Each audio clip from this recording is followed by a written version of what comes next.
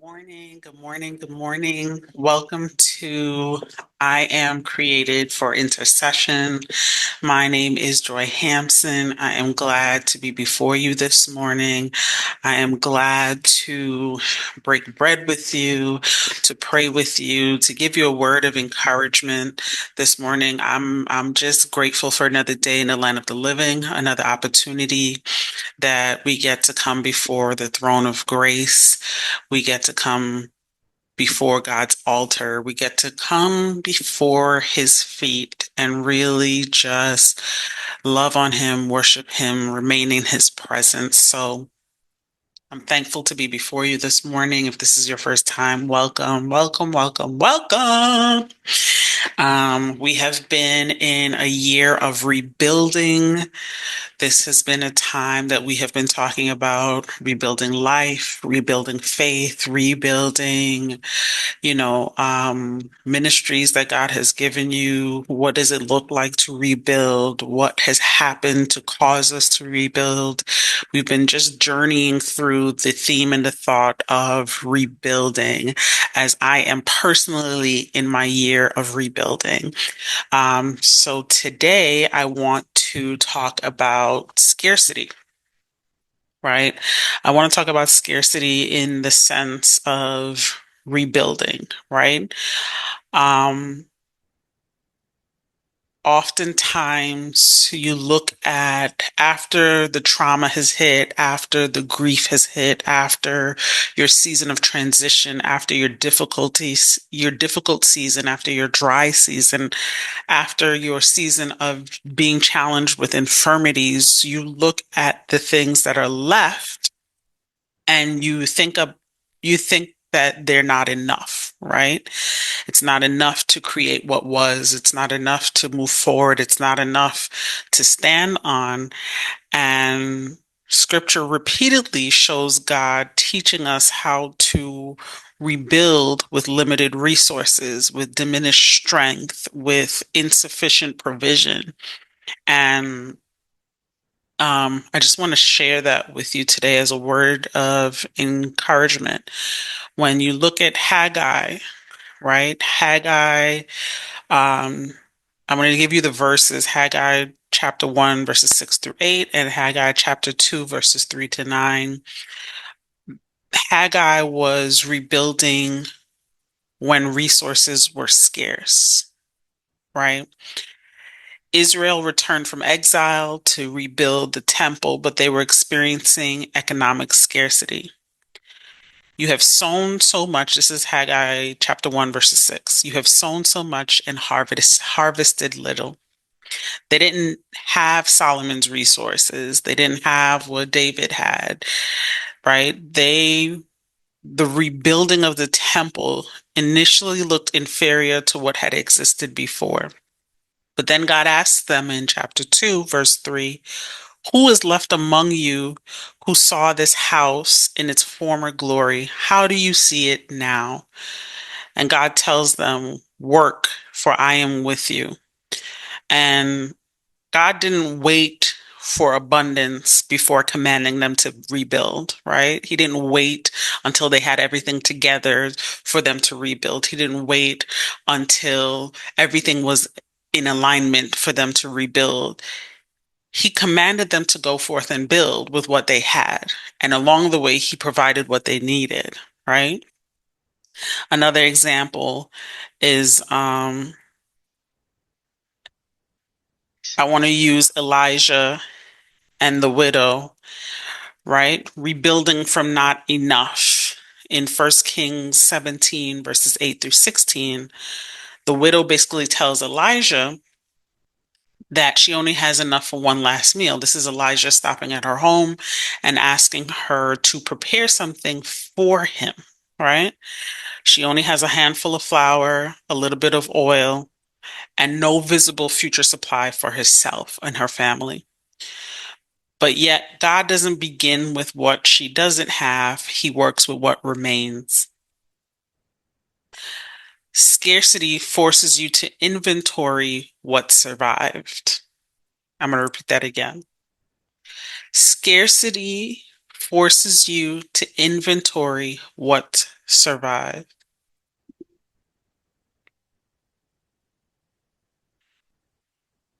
And sorry,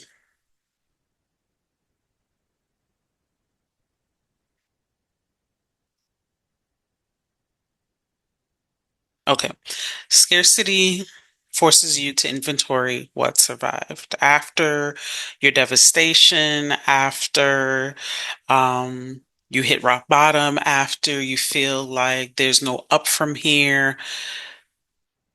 Naturally, you start to think about the things that you lost while you're trying to think how to move forward, right? But you have to consider what you still have, just like the widow with Elijah, a little bit of oil, a little bit of flour, or you have a few people, you have a little strength, you have a little faith, right? You have one opportunity. You may not have the 10 that you had before, but you have one opportunity, one open door. Um, God will rebuild lives from what remains. And I don't ever want us to count out the things that are left behind. I don't ever want us to count out the fact that we took major hits in major seasons and we had great difficulty, but we can't see what's left. We can't see what's left that we can stand on, right? Remember that Jesus is the cornerstone.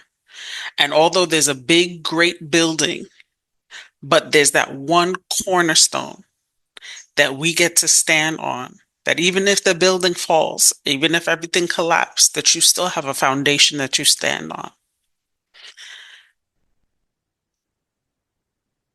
So I want to bring up another example. Let's see. Gideon. Because sometimes we think that we need a whole army of people behind us to help us rebuild whatever it is that we're trying to do, right? So in Judges 7, verses 2 to 7, Gideon begins with thousands of soldiers, and God intentionally reduces the army to 300. God is the one that creates that scarcity for him. Notice it's not necessarily that scarcity happens from a challenging season or great difficulty, but God is the one that creates scarcity. So just like when we go into wilderness seasons and God calls us, draws us into wilderness seasons, He's creating that space of scarcity. He wants to see how your character handles that season. He wants to see how you develop in that season. He wants to see, are you going to depend and rely on him, or are you going to do whatever in your own strength? Are you going to try to control it to get the outcome that you're looking for? Um, so back to Gideon, you know, he basically tells God that the people here are too many and he can't take less. Like he's going to get defeated. if he has less soldiers, he needs more. And God basically is like, no, I think you're good. I think you're good with 300. God was creating capacity in Gideon by utilizing only 300 soldiers to go forth and fight the Midianites, right? It wasn't just about surviving scarcity, but it was also about not contributing the scarcity to human capacity, right? Knowing that God is the one that gives you that spiritual capacity to handle the more. Um, he teaches you what can be accomplished with less. And I think sometimes this is a lesson in itself for a lot of us. When God calls us to do ministry and to launch conferences and to launch book ideas and to launch whatever else it may be, the first thing we think about is the grandiose scheme of things and not necessarily how we can keep it at the scale that we can afford, how we can keep it at the scale of the people that we have, utilizing the resources we currently have, right? Scarcity is not the same thing as insufficiency. It's not. It's not. Scarcity means there isn't much. Insufficiency means there cannot be enough. So those are not the same things. Um,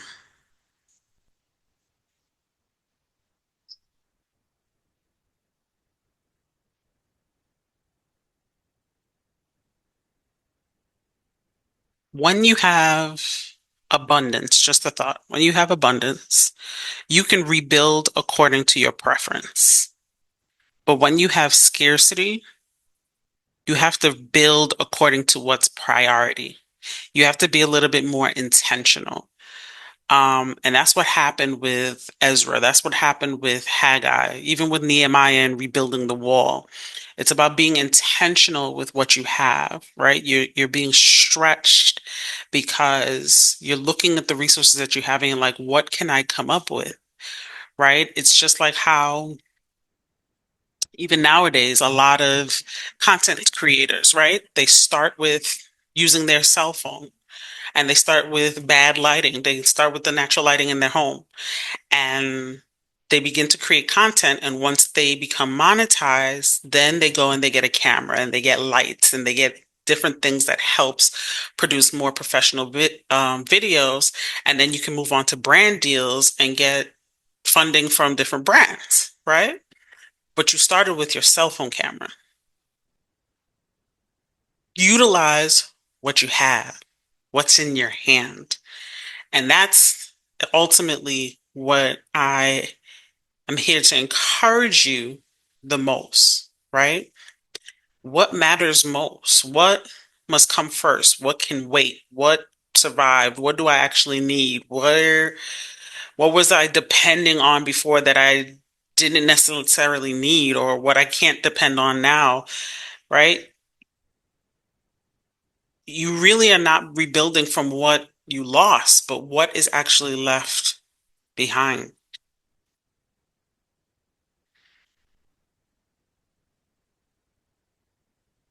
I just want to leave you with this one thought that rebuilding isn't easy. And it's really easy to get lost in what you don't have. It's really easy to say I don't have the money. It's really easy to say I don't have the experience. It's really easy to say who's going to show up, who's going to be here, right? It's easier to doubt yourself than to have faith and to hold on to hope. But when God tells you to do something, the bill is God's, the provision is God's. As long as you follow the directions and you build what he tells you to build, God will provide and he will see you through it. What does that mean? You have an idea for a conference. God gives you a vision for a conference. You see tens of thousands of people in hotel rooms and stadiums, and you're doing miracle signs and wonders. Is that how you're going to start? No. Even if you go to look for a hotel room, a hotel is expensive. You may want to feed people. Then you have to pay catering costs. Then you may, you know, you're going to have to charge people. People complain about being charged, but it costs, right? It costs to cover the cost of the overhead. So instead of maybe considering a hotel, you start out in your church building. I'm sure your church will rent you the space if you're a member for free, or they'll rent it to you for cheap, much cheaper than a hotel. But utilize the church space, right? Maybe ask people if they can cook food and contribute in that manner. Utilize the people in the ministry that you know can minister, as opposed to inviting big name people and inviting people that you have to pay for and pay for hotels, and utilize resources and funding that you don't have. And God will work the miracle out in itself in your obedience because you were being obedient. He's not looking for the Lexus and the Mercedes of your conference. He wants the hoopty. Start with the hoopty. And eventually you will work your way to it getting to that place. Or maybe you remain in a church building. Maybe that's your thing, right? That's your niche. Look into to colleges, universities, renting space there, right? But you have to consider what's in your hand. You can't go above and beyond what's in your hand.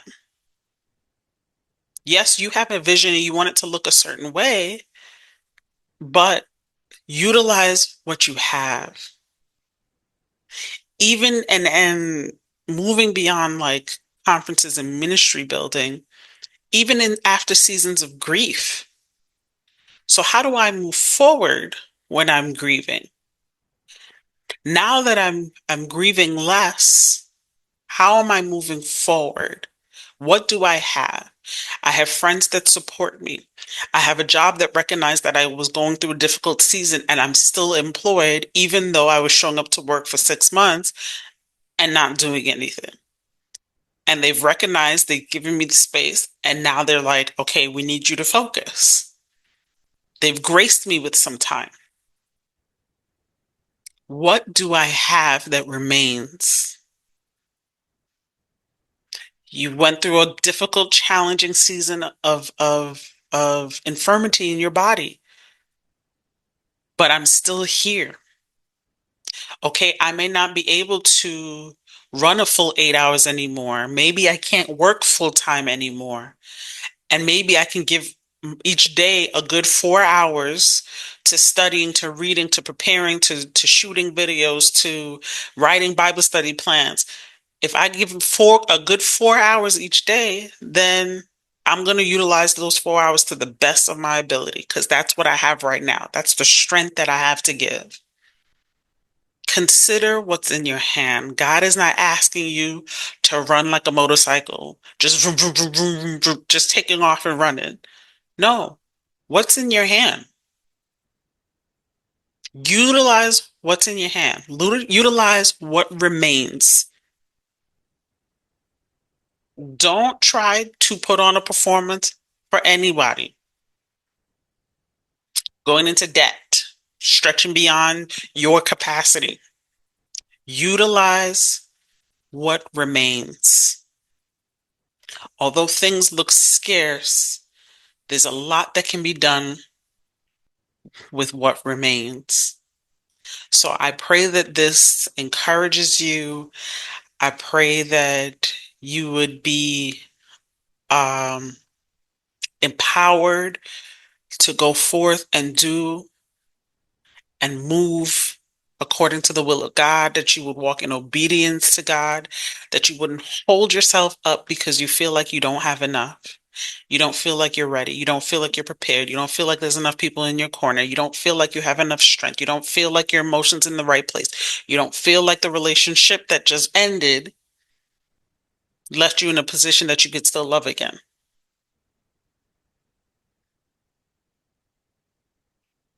Handle what remains and watch God move on your behalf. Rebuild with what remains. The fact that you even consider rebuilding, the fact that you even consider starting and moving again in a forward direction is a blessing to know that you still believe that there's a chance. You still have hope. So I pray that this encouraged you. I pray that this blesses you in some manner, form, or fashion. And I love you guys with the love of the Lord. Actually, I keep saying I don't like that saying. I don't know why I said it. I love you all. Period. Have a wonderful day.